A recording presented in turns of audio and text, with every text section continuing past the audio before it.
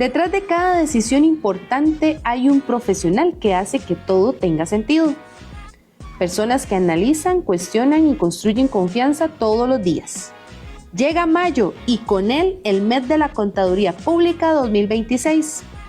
Un mes completo con más de 60 charlas gratuitas para crecer, actualizarse y llevar la profesión al siguiente nivel, siempre dirigidas a nuestros CPAs y público en general.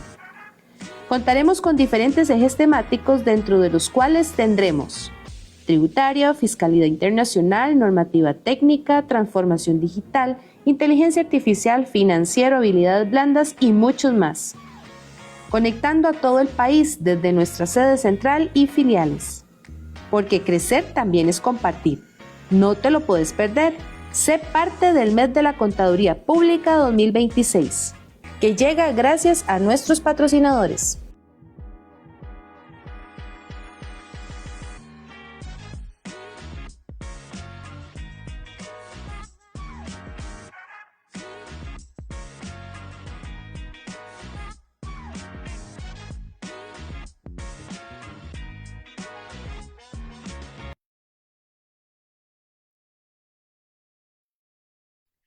Hola, muy buenos días. Gracias por estar con nosotros un día más, una mañana más, donde les venimos a compartir temas importantes que todos ustedes necesitan para el día laboral que tiene. Hoy venimos traemos la charla, la NIA 240, responsabilidad del auditor en relación con el fraude y los canales de denuncia. Y para esto contamos hoy con la participación del licenciado Luis Diego León. Don Luis Diego León es CPA, es CISA, posee amplia experiencia en la implementación de las normas internacionales de información financiera y de las normas internacionales de contabilidad para el sector público, las NIC-SP, en auditoría financiera y en auditoría de sistemas de información como en bancos, cooperativas de ahorro y crédito, instituciones públicas, etcétera, tanto a nivel nacional como internacional. Adicionalmente, ha realizado consultorías de administración de riesgos y de gobierno corporativo. El licenciado León Barquero también está registrado como auditor financiero y auditor certificado de sistemas de información CISA para bancos, cooperativas de ahorro y crédito y entidades reguladas por el CONACIF. Actualmente, don Luis Diego León es miembro del Comité de Auditoría del Banco Popular y continúa con sus consultorías de implementación de la NIF y las NIC-SP. Ha capacitado por más de 4.000 horas en este tema como NIF, NIC-SP, normas internacionales de auditoría y de aseguramiento, administración de riesgos, gobierno corporativo y gestión para los resultados en el desarrollo. Entonces, pues bueno, hoy vamos a tener el placer de contar con don Luis Diego. Espero que puedan dejar todas las consultas acá en el Facebook de nosotros para poderlas atender al final de esta ponencia. Y antes de darle la palabra a don Luis Diego, quiero hacerles un anuncio e invitarlos al Congreso, al al Congreso número 13 que tenemos ya este año. Vamos a estar en el Hotel Corobicí. El 30 de julio es virtual y el 31 de julio es presencial allá en el Hotel Corobicí de 8 a 5 de la tarde ambos días. Ahorita estamos en preventa y la preventa finaliza el 30 de este mes. Entonces, pues bueno, les hago un llamado a que puedan aprovechar estos descuentos que tenemos en los precios antes de que termine el mes y también a que se capaciten con nosotros. Toda la información de este evento está en nuestras redes sociales, ahí están los temas que vamos a estar abordando y pues los expertos también que nos van a acompañar, tanto nacionales como internacionales. Entonces yo les insto a que participen con nosotros, a que se capaciten con nosotros y aprovechen este gran día. Entonces, pues bueno, sin más preámbulo.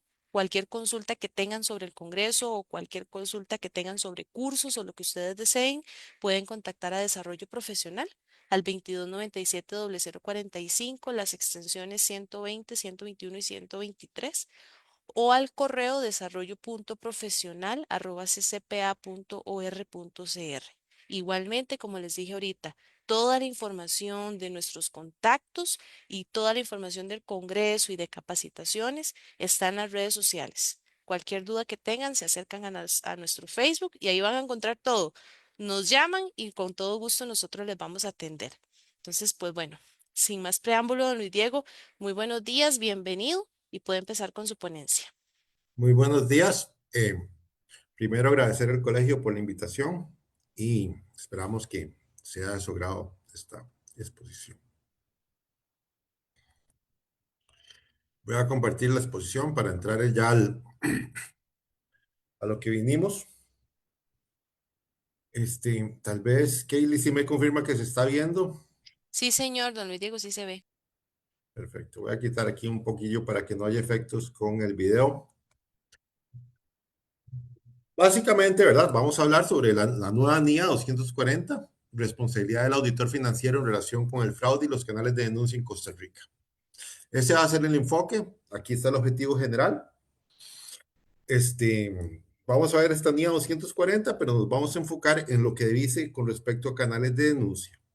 En objetivos específicos, vamos a referenciar las buenas prácticas, las leyes y regulaciones en Costa Rica sobre los canales de denuncia, definir qué se entiende por un canal de denuncia y su importancia, y entender las nuevas responsabilidades del auditor externo sobre los canales de denuncia.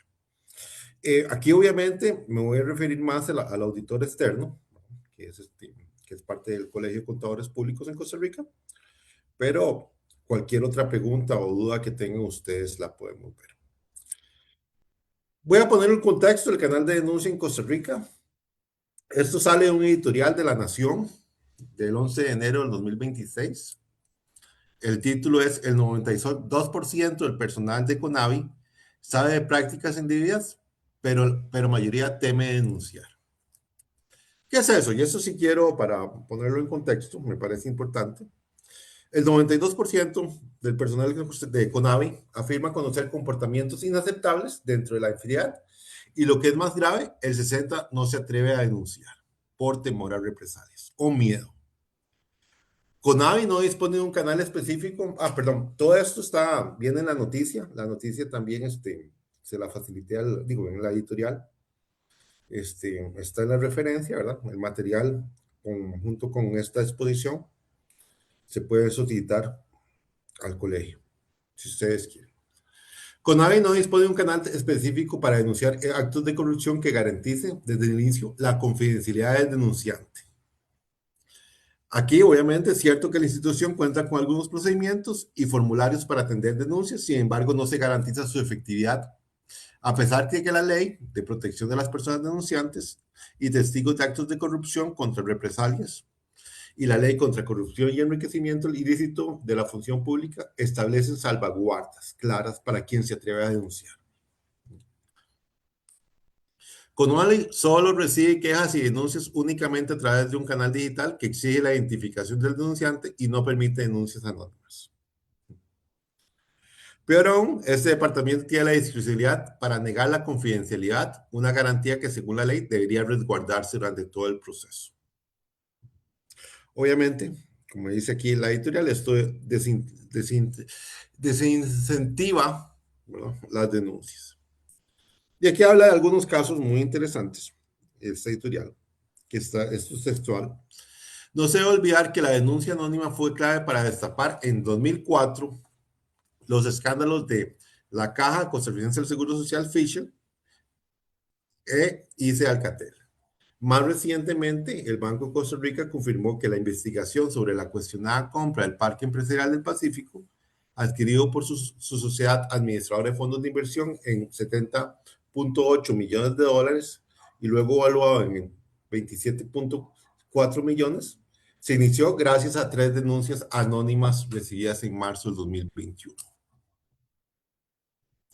Y aunque hay más ejemplos, el caso Cochinilla también surgió a partir de un reporte de un informante del organismo de investigación judicial vinculados al sector. Desdeñar el valor de la denuncia anónima equivale a cerrar los ojos en el combate a la corrupción. Ese es el concepto, ¿verdad? Digamos, o el contexto, perdón, sobre la importancia de los canales de denuncia, sobre cómo afecta a Costa Rica como un todo, instituciones públicas, sector privado y a todos los habitantes. ¿Qué nos dicen las buenas prácticas? Voy a ir un poco rápido. No hay problema. Principios de gobierno corporativo de la OCDE y COSO-R. Bueno, como ustedes saben, Costa Rica forma parte del OCDE. Entonces aquí no voy a hablar un poco. Voy a solo hacer alguna referencia. Eh, es un resumen de los canales de denuncia y los principios, digamos, las palabras que aparecen de canales de denuncia en los principios de gobierno corporativo. En el principio, digamos, dos, los derechos y trato equitativo. La mayoría de los reguladores han establecido mecanismos de denuncia. En el principio 5, las responsabilidades de la Junta Directiva. Es importante que la Junta Directiva establezca una política de denuncia de irregularidades. Whistleblowing policy, para fomentar la denuncia sin temor a represalias de comportamiento poco éticos o ilegales. Lo puse en inglés porque también lo pueden encontrar así. Whistleblowing policy. Bueno, para que tengan. Y sostenibilidad y resiliencia. Es importante que la empresa establezca una política de denuncia con procedimientos y salvaguardas seguras para la denuncia de los empleados, ya sea personalmente o a través de sus órganos de representación, y otros fuera de la empresa, con relación con comportamientos ilegales y pocos éticos. Obviamente, ustedes me van a decir, ¿es lo que dice? Sí, no dice mucho, pero sí establece, ¿verdad? Que una de las responsabilidades, de acuerdo con los principios de gobierno corporativo de la OCDE, uno de los principios importantes, bueno, una de las responsabilidades de la Junta Directiva es establecer una política de denuncia de irregularidades, o sea, un sistema de canal de denuncias. ¿Qué dice el costo ORM? Aquí no voy a hablar mucho, ¿no?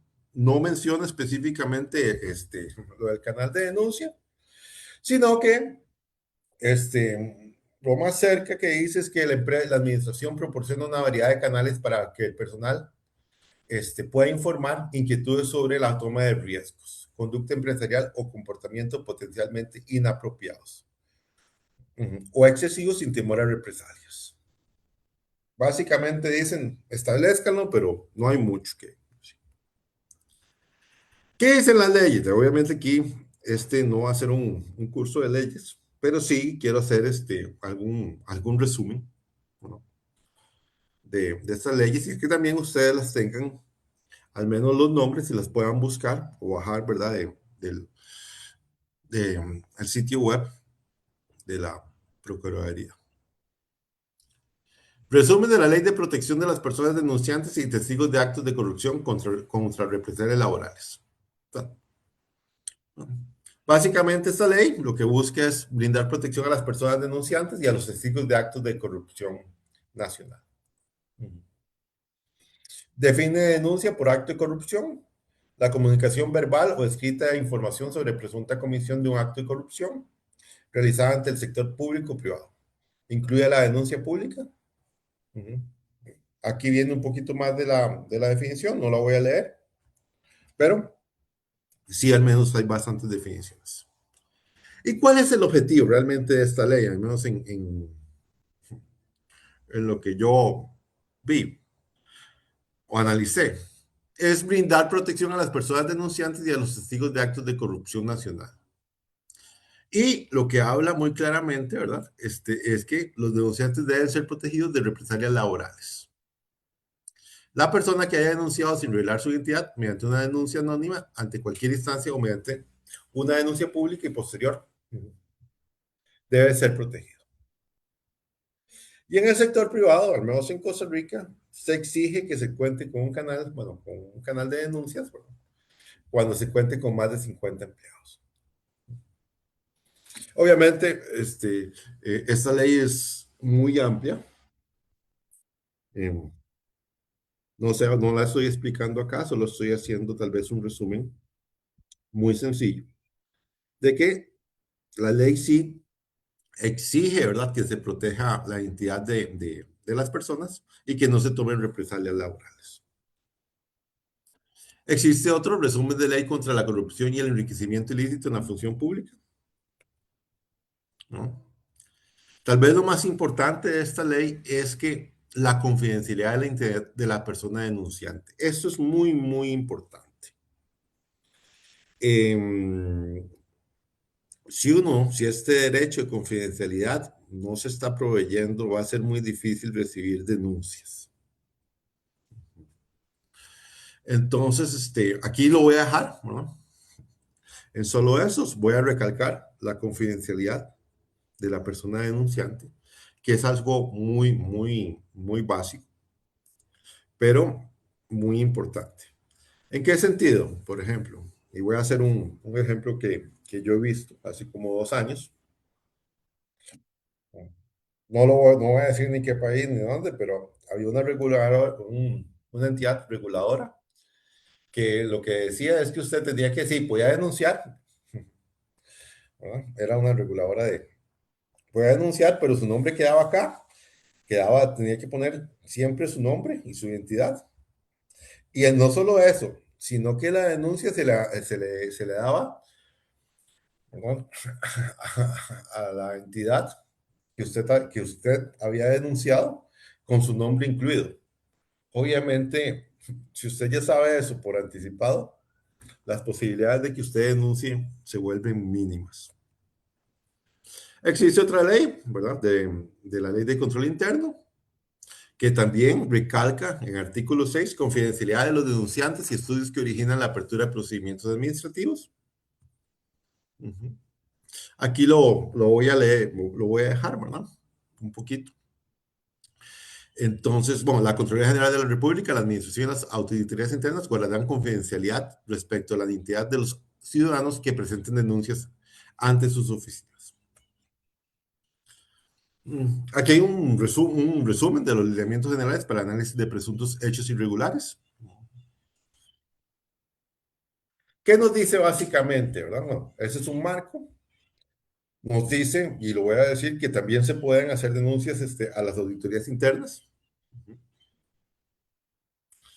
Entonces, de las entidades del sector público, ¿verdad? Usted puede presentar una denuncia, la cual puede ser impuesta por cualquier funcionario o ciudadano, quien puede identificarse o presentarla en forma anónima. Y obviamente la auditoría interna va a tener que revisarla. Aquí habla un poquito, ¿verdad? Tal vez es importante. Bueno, veamos. Cada auditoría interna del sector público deberá definir los medios para la recepción de las denuncias, sean físicos o electrónicos, teniendo en cuenta lo permitido por el ordenamiento jurídico aplicable. Que, en otras palabras, bueno, se indica qué hacer, pero no se indica cómo. Pero es importante esto. ¿Qué nos dice también aquí en los reguladores en Costa Rica? CONACYF y su reglamento de gobierno corporativo. Obviamente, no todo esto va a aplicar perdón, para todas las entidades o para todas las personas, ¿verdad? Si usted no es regulada, eso no es regulada por el CONACYF, esto no le aplicaría. Pero como es una charla, me gusta dar algunos ejemplos de cómo está afectando las leyes y la regulación con respecto a los canales de denuncia y cómo nos pueden afectar a nosotros como auditores externos. Vuelvo a repetir, el objetivo de esta charla es enfocar todos estos canales de denuncia, pero para el trabajo de auditoría externa. ¿Qué nos pide, verdad? Al menos el CONACYF a las entidades reguladas. Que establezcan una política para el servicio al cliente que incluya la atención de inquietudes, quejas y denuncias de los clientes y demás partes interesadas. Las negritas son mías. No voy a leer los otros incisos, se los dejo ahí, pero ya es una obligación que en buena teoría todas las entidades reguladas del CONACYF sí deben de cumplir con establecer un canal de denuncias. Ajá. Además, ¿verdad? Derechos de los propietarios. Si usted está también propietario de alguna entidad regulada por el CONACYF, también tiene que contar con mecanismos para que usted también pueda hacer consultas, quejas y denuncias. Sí, cuando usted ya está regulado por el CONACYF, esto ya no se vuelve buena práctica, esto ya se vuelve obligatorio, de cumplimiento. De cumplimiento obligatorio. Bueno, si ustedes, volviendo al tema, ¿verdad? Si ustedes ven o leen el reglamento del gobierno corporativo, el CONACYF, dice que hay que hacer, ¿verdad? Con respecto al canal de denuncia. Sin embargo, se queda en que se tiene que tener uno, pero no explica cómo. Y usted dice, ¿cómo lo vamos a hacer o cómo lo vamos a revisar? Ya vendremos con esto. En el caso de los auditores internos, se emitió una nueva norma, bueno, unas nuevas normas globales de auditoría interna, las NOGAI, que están vigentes desde el 9 de enero del 2025. Sin embargo, bueno, aquí obviamente es un resumen. En esas normas aparece la definición de fraude, como cualquier acto intencional caracterizado por engaño, ocultación, falta de honradez, apropiación indebida de activos u información, falsificación o violación de confianza, perpetrados por individuos o organizaciones con fin de asegurarse ventajas injustas. Sin embargo, bueno, ahora es muy sencillo, antes no lo era tanto, ¿verdad? Buscar las palabras en las normas. Y entonces, ¿qué hice yo? Busqué en las NOGAI la palabra fraude. ¿Qué pasó? Aparecía muy poco o nada, ¿no?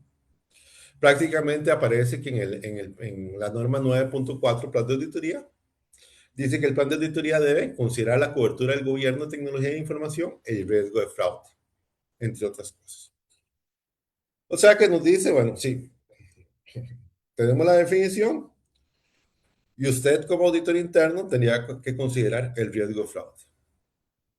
No hay más referencias en la NOGAI de 2025. Claro, bueno, esa es una falla, tal vez que no se notó en el momento que se emitió esas nuevas normas globales de auditoría interna. Tal vez yo ni siquiera la noté, yo sí mandé, cuando salió el borrador, yo sí mandé mis observaciones. Pero, para serles sincero, no le di mucha importancia a ese aspecto. Tampoco tomaron mucho en cuenta mis observaciones, pero al menos yo las mandé. Existe una guía de prácticas globales, auditoría interna y fraude, evaluando el gobierno y la administración del riesgo de fraude a nivel organizativo, tercera edición. Sin embargo, ¿verdad? Sigue siendo una guía, no es una guía, no es una norma.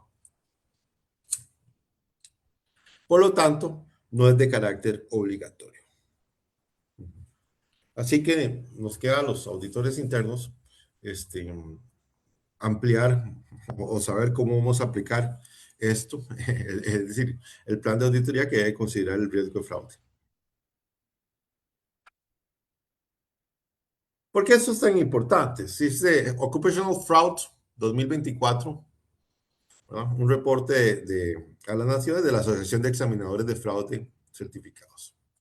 Este fue el último que encontré, el último año, al menos que.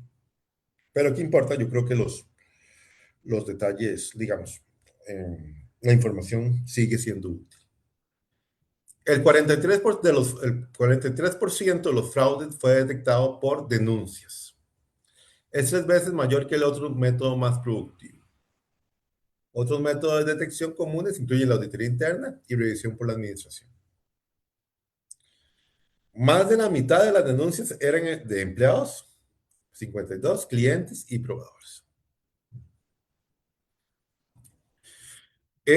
Los métodos más usados para realizar el reporte de denuncias eran basados en la web, correo electrónico y teléfono. Aquí sí me gustaría reflexionar un poco más.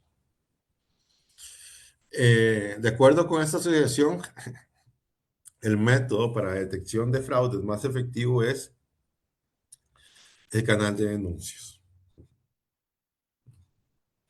Y el otro punto que me gustaría, ¿verdad?, indicar es que existen varios, ¿verdad?, canales de denuncias que pueden ser basados en web, correo electrónico y teléfono. O obviamente, una mezcla de ambos, de estos tres elementos, ¿no? Si ustedes ven 40%, 37%, más 30% no da un 100%. Este reporte, ¿verdad?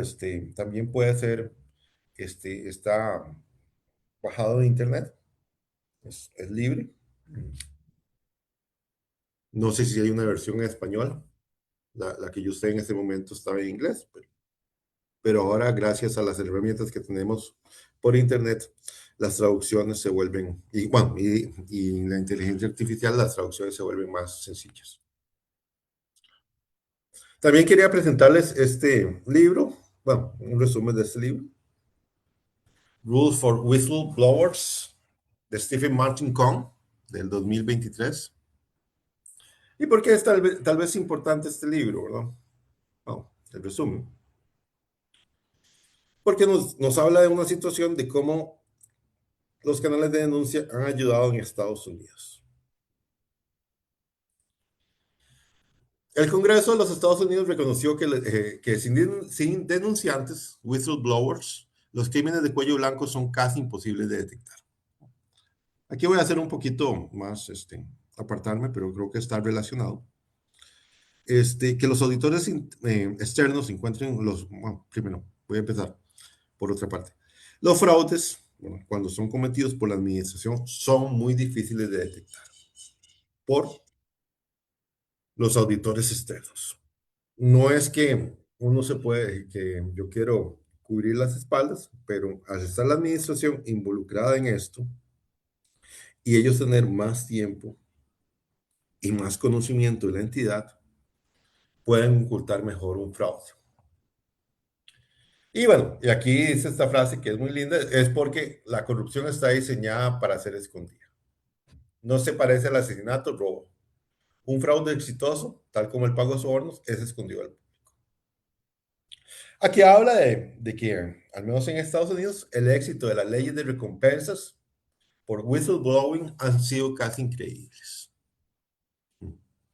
Desde que la ley fue aprobada, la ley moderna fue aprobada en 1986, se han recolectado más de 100.000 millones en sanciones. Vean esto, de dólares, 100.000 millones en sanciones. Ok. En el 87, en 1987, el gobierno de Estados Unidos había recolectado 86 millones en multas. La cantidad atribuida en ese momento para los denunciantes fue de $0. Pero 6 años después, la recuperación total pasó de 372 millones. Además, ¿verdad? Vean el aumento, claro, también, y sepamos. Aquí estas denuncias, el denunciante tiene un porcentaje de las sanciones recolectadas. O sea que hay un incentivo para que usted denuncie. Bueno, además, para los expertos, ¿verdad? El efecto de contar leyes de este tipo para los denunciantes tiene un efecto de disuasión. Si la gente sabe que lo va a pescar, que lo van a pescar, puede decir, mejor no hagamos esto. O si lo vamos a hacer, vamos a tenerlo que hacer más complicadamente. O tal vez en menor escala.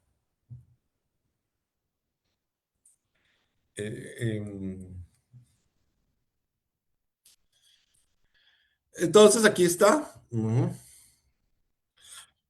Aquí obviamente no funciona para todas. Ya el libro da más ejemplos, ¿no? Dice que si el denunciante va a recibir su recompensa, ¿verdad? Va a depender de qué organización, si el crimen es federal, ¿verdad? Como ustedes todos saben, en Estados Unidos es un país, ¿verdad? Primero muy grande, con diferentes estados, con diferentes legislaciones y con diferentes organizaciones. Entonces, obviamente, el porcentaje que va a recibir el denunciante va a depender de muchas cosas. Pero lo importante, ¿verdad? Que dicen acá es que cualquiera puede denunciar. Dice que del 2021 al 2023, uno de cada 5 denunciantes no era un ciudadano de los Estados Unidos. ¿Quiénes usan esto? ¿No? Eh, la Comisión de Bolsa y Valores de los Estados Unidos y el Servicio de Impuestos Internos. Bueno, y además también premian a los denunciantes. Aquí tal vez esto no lo voy perdón, hablar un poco más. Para el autor, el canal de denuncias y los premios a los denunciantes ha sido un éxito en Estados Unidos. Tanto, ya sea porque se ha recolectado, digamos, por ejemplo, eh, el IRS o el sistema de impuestos de Estados Unidos ha recolectado más de 6,39 mil millones en sanciones a las infracciones y ha pagado a los denunciantes 1.000 millones de dólares. Ujú. Aquí tal vez, bueno, esa es una reflexión para que nos quede claro que puede ser un buen, no solo tener un canal de denuncia, sino que también puede ser importante que haya una retribución económica. Y, bueno, puede ser importante, ese es el pensamiento. En Estados Unidos, que se ha establecido canales de denuncia, ¿verdad? Para la, la entidad que regula la bolsa y para el servicio de impuestos, ha sido muy importante. Eso lo dejo como pensamiento. Ahora, ¿qué puede ser? ¿Verdad? ¿Cómo hacemos un canal de denuncias? Bueno, existe la ISO 37002 del 2021, que se llama Sistemas de Gestión de la Denuncia de Irregularidades, directrices.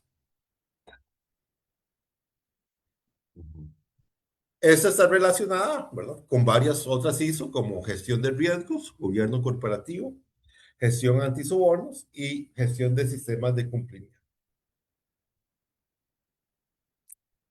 Básicamente, ¿verdad? Dice esta ISO, en caso de que ustedes digan, bueno, ¿cómo vamos a implementar? Obviamente esta charla no vamos a tocar eso, pero sí quiero hacer una referencia de que cómo yo implementaría un canal de denuncias. Bueno, me referiría a la ISO, ¿no? Porque el objeto de esta norma de canales de denuncias es proporcionar directrices para establecer, implementar y mantener un sistema de gestión de denuncias de irregularidades eficaz, basado en los siguientes 4 pasos. Recepción de las denuncias de irregularidades, evaluación de las denuncias de irregularidades, tratamiento de las denuncias de irregularidades, conclusión de los casos de denuncia irregular. Eh, Tal vez, ¿verdad? Habla de la función de la gestión de denuncia de irregularidades, no lo voy a conversar acá. Habla de la evaluación de las denuncias de irregularidades, triaje. Dice que se tiene que inicialmente, cuando se recibe una denuncia de irregularidades, se tiene que categorizar, uh-huh, para poder priorizar y para poder determinar las acciones posteriores. Entre esas categorización estamos en la probabilidad y gravedad del impacto posible, ¿no? Cada entidad va a tener que desarrollar cómo va a clasificar sus denuncias. Pero esta norma, ¿verdad? Bueno, esta norma hizo, como todas las normas dicen que hay que hacer, pero no dicen cómo. Sin embargo, sigue siendo importante. Y luego la organización debería establecer, implementar, mantener y mejorar continuamente un sistema de gestión de la denuncia de irregularidades, incluir los procesos necesarios y sus interacciones. Aquí voy a dedicar un poquito a hablar de los pasos del proceso.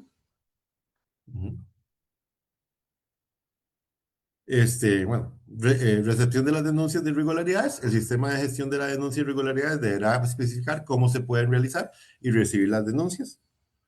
Uh-huh. Evaluación de las denuncias de irregularidades, triaje. El sistema de gestión de la denuncia de irregularidades deberá especificar el proceso de evaluación de las denuncias recibidas, incluidos aspectos como la prioridad, la integridad y la relevancia de la información. Al mismo tiempo, el sistema de gestión debería permitir una evaluación del riesgo, prejuicio y el nivel de protección y apoyo necesarios para los denunciantes y otras personas involucradas. Y luego ya el tratamiento de las denuncias de irregularidades. El sistema de gestión de la denuncia de irregularidades deberá proveer una investigación imparcial y oportuna, así como unas medidas de protección y apoyo eficaces y oportunas y el seguimiento. Y conclusión de los casos de denuncia de irregularidades, el sistema de gestión de la denuncia de irregularidades deberá proporcionar un mecanismo para cerrar las investigaciones y tomar medidas en respuesta a recomendaciones.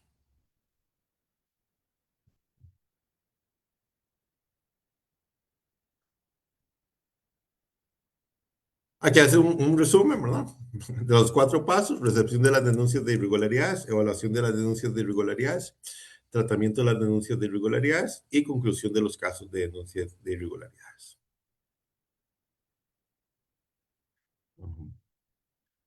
A la gente, digamos, esto me recuerda mucho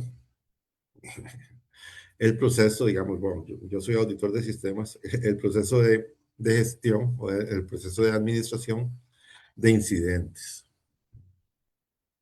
Es muy parecido, ¿no? De incidentes en sistemas de información.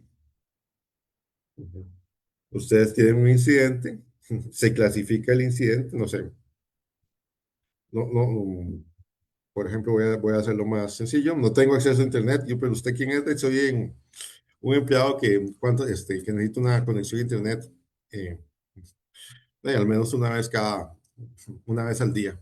No es tan importante. Se evalúa el incidente, bueno, ¿es grave o no es tan grave? Se trata, ¿verdad?, del incidente y luego se concluye el incidente. Eso sí, yo lo he visto varias veces, ¿verdad? Tal vez por eso les doy este ejemplo, porque en mi criterio, y es un criterio obviamente muy personal, todavía estamos en Costa Rica, todavía estamos tratando de lograr una madurez en este proceso de canales de denuncia.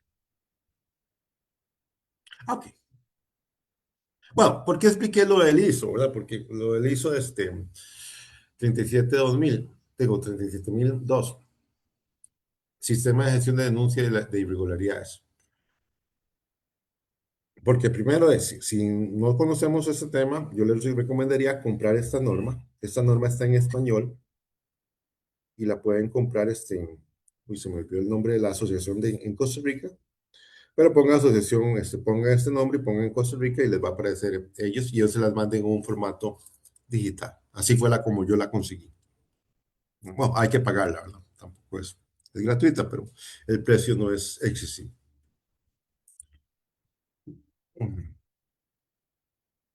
Ahora sí, ¿cuál es la relación? ¿Verdad? Porque ustedes dicen, venimos aquí a que nos hable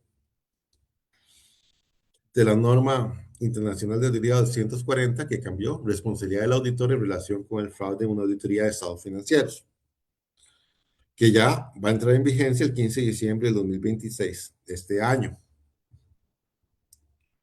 Eh, Gracias a otro colega, tuvimos una charla de esta NIA en el mes de la contaduría, bueno, específicamente. Aquí yo solo, en esta charla, solo me voy a referir al, al papel de esta, cómo se relaciona esta norma, ¿verdad?, con los canales de denuncia. Quise hacerlo un poquito más específica. Bueno, ya pusimos el contexto, al menos de acuerdo con la editorial, en contexto en Costa Rica. Hicimos unas referencias a lo que decían las buenas prácticas, como los principios de gobierno corporativo del OCDE y COSO-RM. También hicimos referencia a algunas leyes, regulaciones y lineamientos en Costa Rica. También brevemente, bueno, hicimos una referencia al éxito de los canales de denuncia en Estados Unidos, tanto para las entidades que los tienen, bueno, en este caso puse 2 ejemplos, que era la Comisión de Valores de los Estados Unidos y la Administración Tributaria, tanto para ellos, ¿verdad?, en términos económicos, para los denunciantes.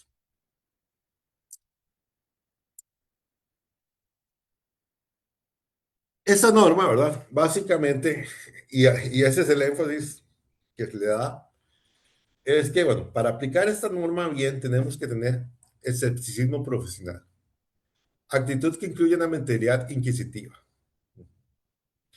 Ajá. En especial atención a las circunstancias que pueden ser indicativas de posibles incorrecciones materiales, debidas a errores o a fraudes. En una película vi bueno, aquí tal vez en Costa Rica hablamos de malicia indígena. Ujú. Tenemos que tener malicia indígena. O como lo decía mejor en una película un actor que decía que siempre llegaba, ¿de qué manera usted me quiere joder? Siempre le decía eso. Obviamente no lo recomiendo a ningún auditor externo que lo diga, pero eso es lo que yo pensaría con escepticismo profesional. ¿De qué manera esa persona me va, tal vez no a joder, pero me va a mentir? Esto es muy importante. Esto no se enseña en la academia. Esto uno lo va aprendiendo en la vida. También viene un poco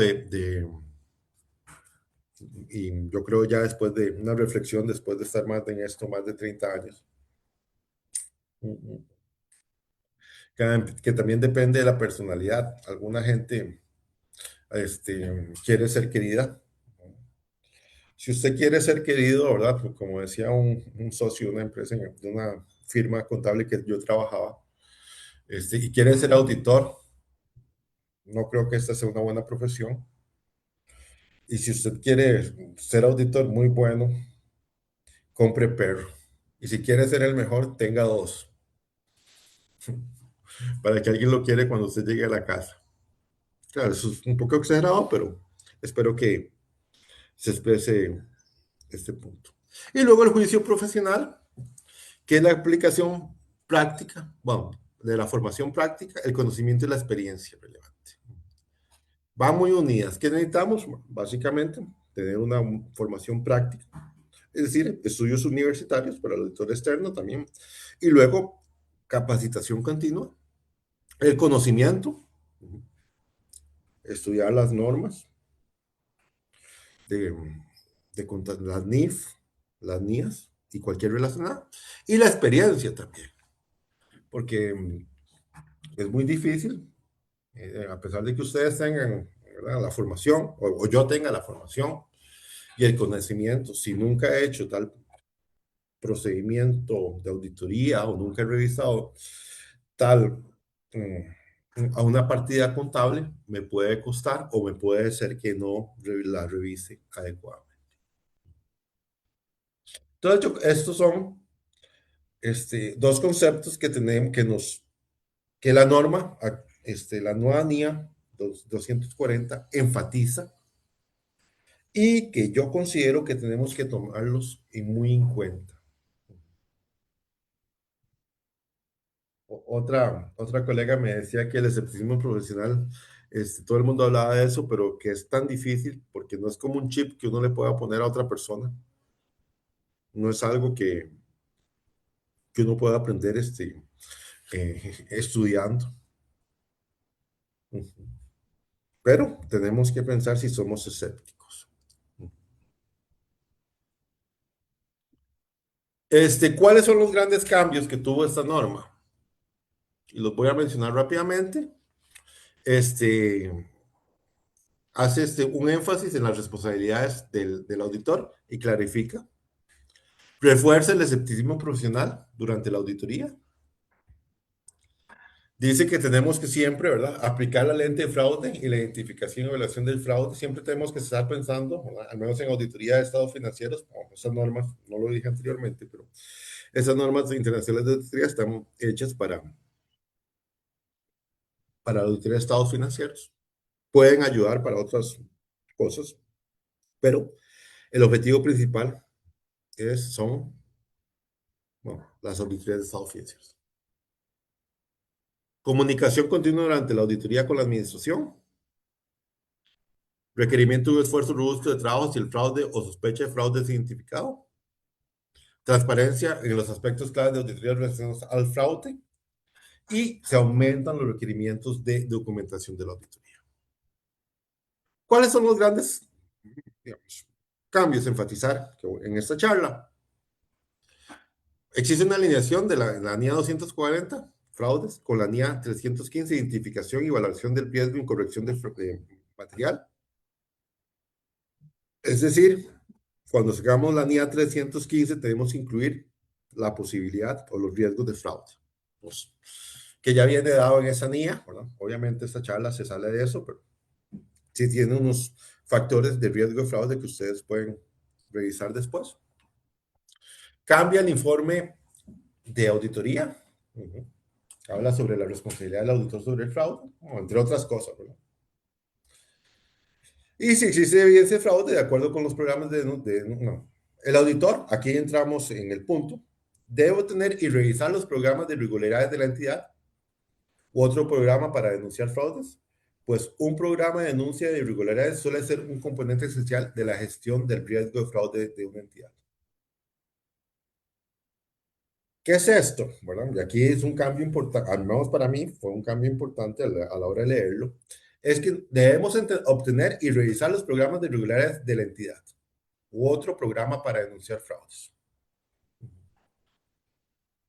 La norma actual de la NIA 240, que no se había modificado en mucho tiempo, era tan general que uno no la entendía. Es decir, lo que realmente le decía es que usted tiene que usted tiene que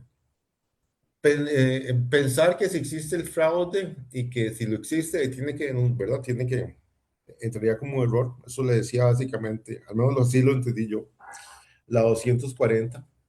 Esta nueva 240 de fraudes es más específica.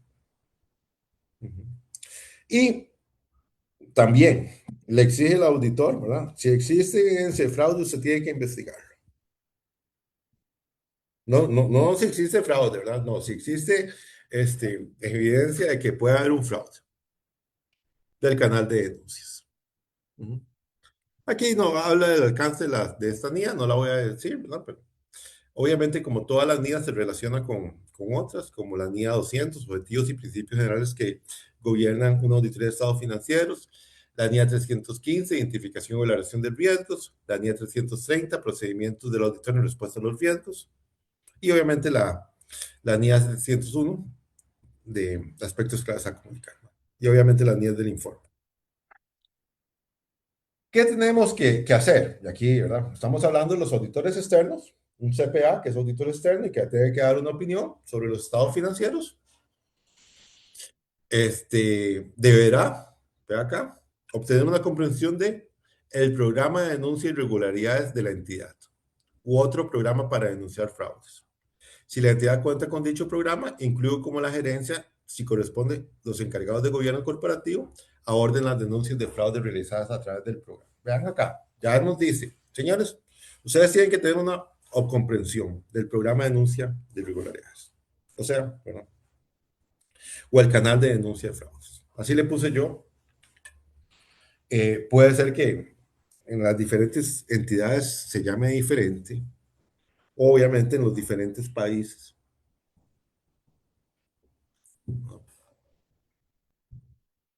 Pero hay que entenderlo.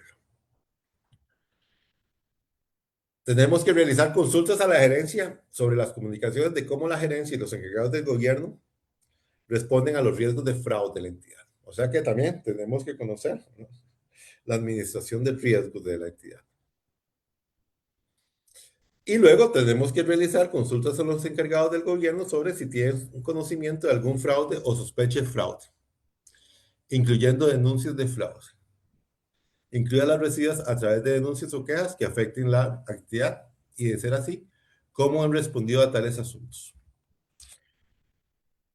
Vuelvo al punto y tal vez ustedes me dicen, va a parecer un disco rayado, pero sí tenemos que entender el sistema de canal de denuncias.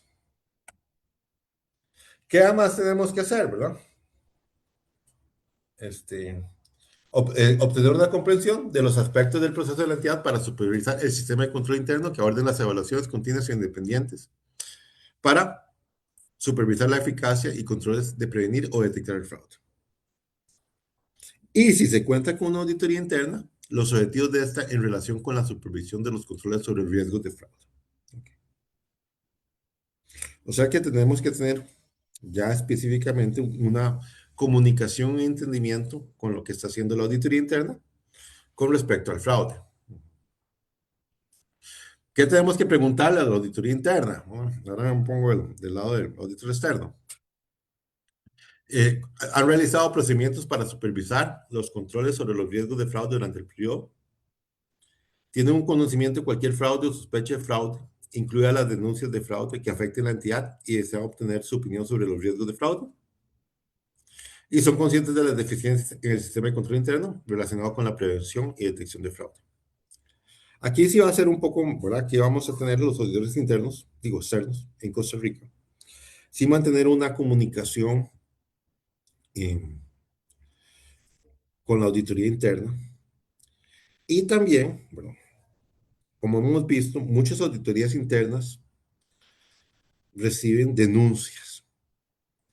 Adicionalmente de las denuncias que recibe la administración u otro órgano del gobierno corporativo. Entonces aquí también tenemos que poner esta atención como auditores externos, que además de revisar, por ejemplo, el sistema de denuncias de fraude del banco X, tenemos que entender si existe un sistema independiente de denuncias de fraude en la auditoría interna.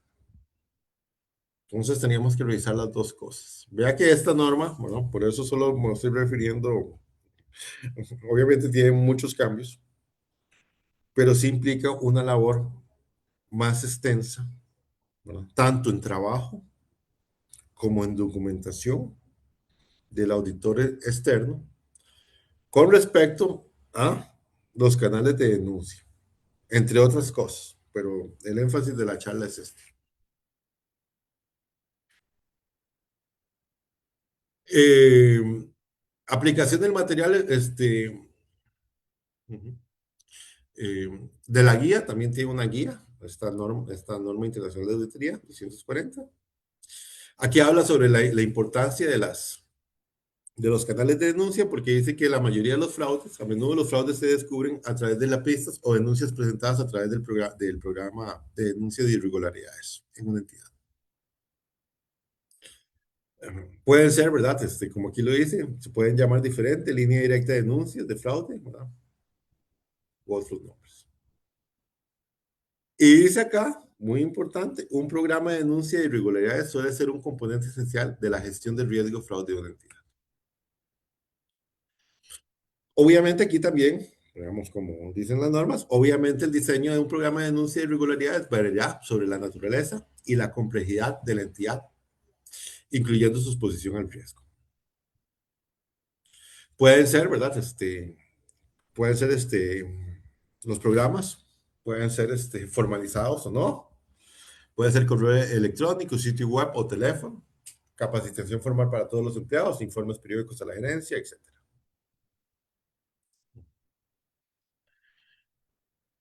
¿Qué tenemos que hacer, verdad? Al obtener un conocimiento del programa de denuncias de irregularidades de la entidad, el auditor puede comprender cómo la entidad recibe las denuncias o quejas, la objetividad y competencia de las personas involucradas en la administración del programa, la realidad de los procesos de la entidad para abordar los asuntos planteados, incluyendo sus procesos de investigación y remediación. Inspeccionar los archivos del programa de denuncias para detectar denuncias o quejas que puedan alegar fraude y que no están siendo investigadas por la entidad. Y aplicar procedimientos adicionales. Porque aquí sale la palabra puede, ¿verdad? Porque pueden haber muchos procedimientos que el auditor, ¿verdad? Hay un deber que sí tenemos que comprender y verificar si los canales de denuncias, ¿no? El programa de denuncia de irregularidades funciona bien. Pero estos ya son procedimientos más específicos, entonces esta norma utiliza la palabra puede, ¿no? Porque pueden haber un montón. ¿No? Y obviamente, o sea, si el sistema está automatizado, se podría requerir un auditor de sistemas, o si el sistema está es fácil de ingresar. Por ejemplo, ayer estaba haciendo un, una oferta eso no tiene nada que ver con fraudes, pero estaba haciendo una oferta en un sistema, una proveeduría, y me tomó como 4 horas y seis, bueno, como 6 horas y tres llamadas. Bueno, yo creo que me tomó, ¿verdad? Y no me atendían. Al final, por dicho, tuve que hablar con una persona que estaba en el sistema, pero, y me ayudó, ¿verdad? ¿Será que el sistema, por ejemplo, bueno, en este caso, yo descubrí que el sistema era muy confuso de usar? Los manuales estaban desactualizados. Por ejemplo, bajé un manual, decía 35 páginas, ¿verdad? Y cuando lo bajé, llegaba a la página 21, em, entre otras cosas. Entonces, aquí por eso se usa la palabra puede. Ya dependerá de la gestión del canal de denuncias o programa de irregularidades, qué procedimientos el auditor tendrá que hacer.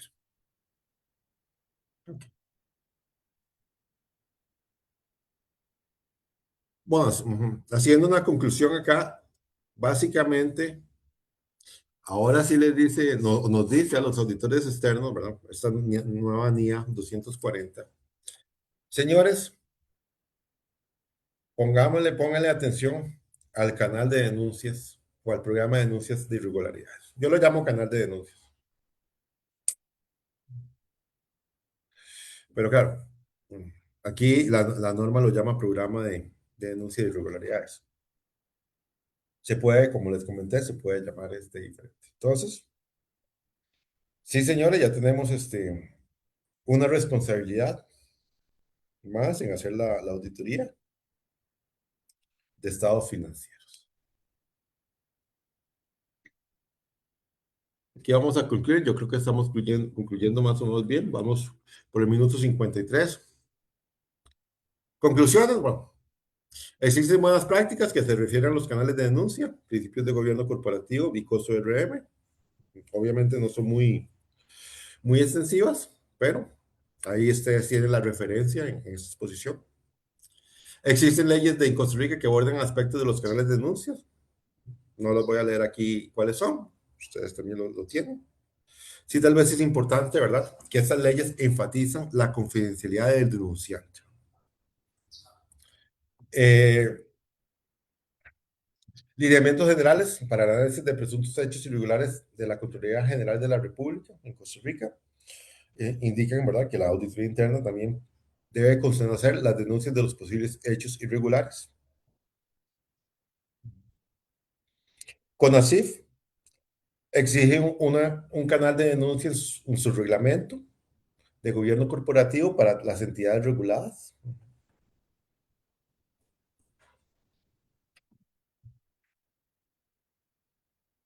Este, Tal vez, ¿verdad? A nivel internacional, digamos, viendo las estadísticas, que ahora que estamos en el mundial, uno ve las estadísticas, algunas son válidas, estadísticas, ¿verdad? Por ejemplo, otras no son tan válidas. Por ejemplo, estadísticas válidas, podría ser, en los últimos 5 partidos, este equipo ha metido en promedio 3 goles al rival.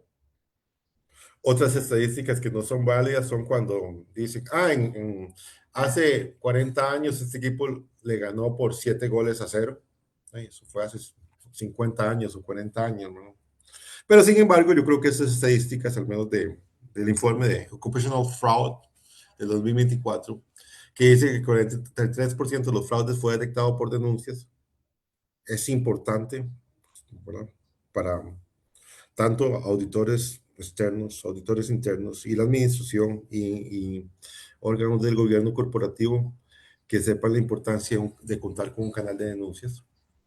Y en Estados Unidos, las entidades del gobierno pagan a los denunciantes y esto ha tenido mucho éxito. ¿Deberíamos copiarlo, este modelo en Costa Rica?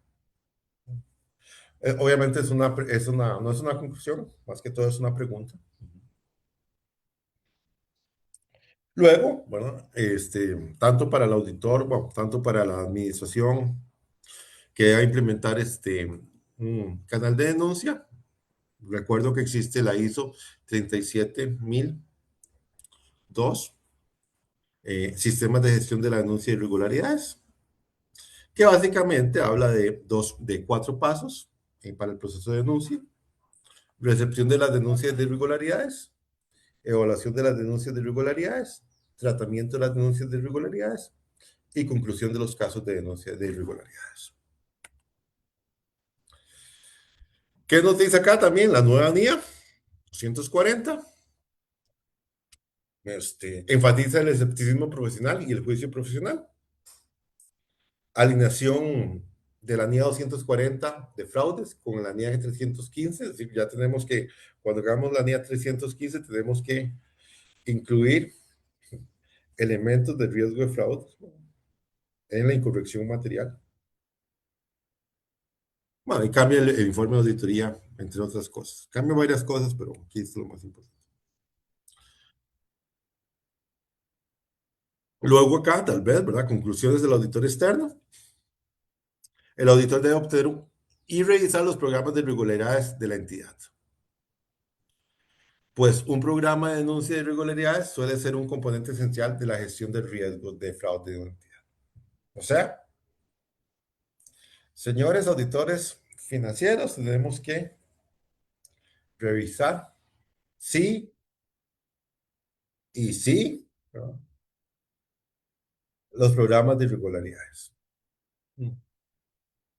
Además, no solo eso, tenemos que comprender la función de auditoría interna, los objetivos de esta en la relación con la supervisión de los controles sobre el riesgo de fraude. Y el auditor externo no solo debe comprender el programa de denuncias, ¿verdad? Ah, mira, sí lo entendí, sí lo tienen, me dieron este documento, se han ido a capacitar, vinieron a escuchar esta charla. No, ¿verdad? Sino que tenemos que revisarlo. Eso implica, y tal vez, ¿verdad? Ya llegando, más trabajo, más horas, hombre. También seleccionar el personal.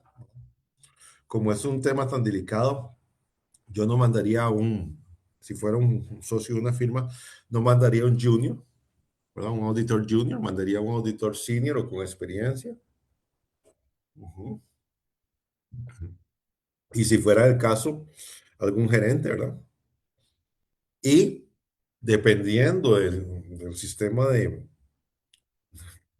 canal de denuncia, podría necesitar la necesidad de utilizar un auditor de sistemas de información.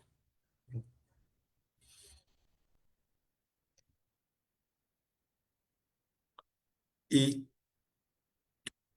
la última pregunta es, ¿estamos preparados? Y con todo, ¿verdad? Con la honestidad en el corazón. Yo todavía no he cambiado mis programas de auditoría. Gracias a Dios he estado un poco ocupado, pero va a requerir, no solo, ¿verdad? Para que también hay que cambiar los programas de auditoría relacionados con el fraude y relacionados con la NIA 315. También la carta de compromiso y también los informes. Para este, para este año que termina, bueno, esa NIA 215 empieza, si Dios quiere, el 15 de diciembre de 2026. Voy a dejar de compartir. Ahora sí, después de, uy, ¿cuánto? Este día hablé 1 hora, pero tengo tiempo para preguntas o comentarios o lo que ustedes quieran. Muchísimas gracias, don Luis Diego. Sí, tenemos una consulta por acá. Dice don Luis Ángel, ¿este tipo de denuncias son totalmente anónimas? Bueno, muy buena pregunta. Como vimos en la editorial de La Nación, ¿verdad? Es el gran problema que enfrenta Conavi, y aquí lo puedo decir, ¿verdad? Porque fue un editorial que dice La Nación. El gran problema que la gente tiene miedo de denunciar es que, al menos en Conavi, es que las denuncias no son anónimas. Las leyes, ¿verdad? Aquí sí están, las leyes en Costa Rica sí dicen que es muy importante que sean, bueno, obliga a que sean confidenciales. Y en mi criterio deberían ser confidenciales. porque si no, la gente va a tener miedo a represalias, ya sean empleados o ya sean partes externas. Por ejemplo, digamos, y ahora que todo está en Internet, yo pongo una denuncia y si no es confidencial, puede aparecer en cualquier buscador, Luis Diego León está denunciando a tal persona, ¿verdad? Y todo el mundo se va a dar cuenta, puede ser, ¿verdad? Entonces, sí se recomienda, bueno, no, la ley exige, ¿verdad? Para que las entidades públicas en Costa Rica sí sean confidenciales. Y las mejores prácticas, en mi criterio, ¿verdad? También. Espero que eso haya respondido Muchas la... gracias, don Luis Diego. Y bueno, esa sería como consulta y después tenemos ahí varios mensajes de, por ejemplo, Marco Segura, que dice que es una muy buena charla, que buena información para el control interno en cualquier sector. Y también de otro despacho, que excelente presentación y que salud desde Bolivia. Entonces, Bueno. eh, Bolivia, muy bonito, pero muy frío. es así es. No, más bien muchas gracias, don Luis Diego. Yo creo que fue una charla bastante sustanciosa y recordarles que esto queda acá en el Facebook de nosotros colgado para que todas las personas que no la pudieron ver ahorita en vivo la puedan ver posterior en el momento que ya tengan más chance, ¿verdad? Y si tienen consultas, las pueden hacer llegar a consultoría técnica acá en el colegio y ahí le van a estar ayudando o bien se las dirigen a usted para que usted nos dé la retroalimentación. Sí, Y perdón que la interrumpiera. No, sí. muchas gracias al colegio por invitarme. Ha sido un placer y gracias por todo. Muchas gracias. Muchísimas gracias, don Luis Diego, a usted. Y bueno, nuevamente hacerles el anuncio del Congreso. Ya toda la información está en nuestras redes sociales. Los esperamos a todos y aprovechen la preventa que está hasta el 30 de junio. Así que, don Luis Diego, aprovechelo usted también, ¿verdad? Ah, Para sí, que nos claro, sí, acompañe en el Congreso. sí, claro. Tal vez la preventa no, Bueno, pero ahí lo esperamos. Más bien, sí, claro. muchísimas gracias y estamos atentos a cualquier consulta que tengan para servirles. Sigan nuestras redes también para que vean la programación de las otras charlas que vienen en los próximos días y que pasen un muy buen día. Gracias a todos.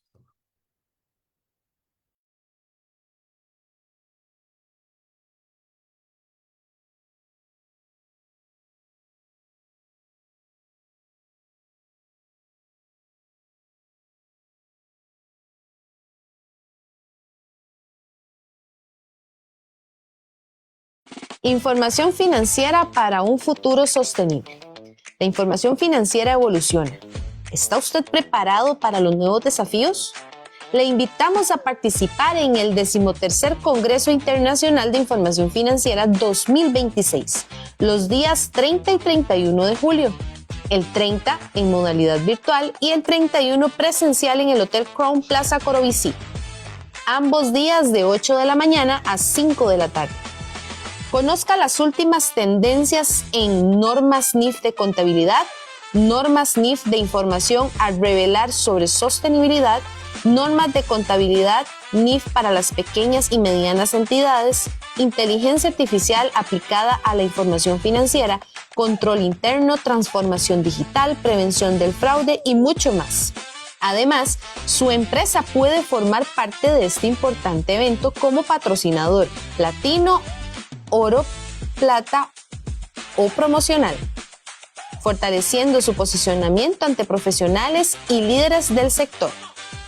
Reserve su espacio y acompáñenos a construir una visión más innovadora, transparente, sostenible de la profesión.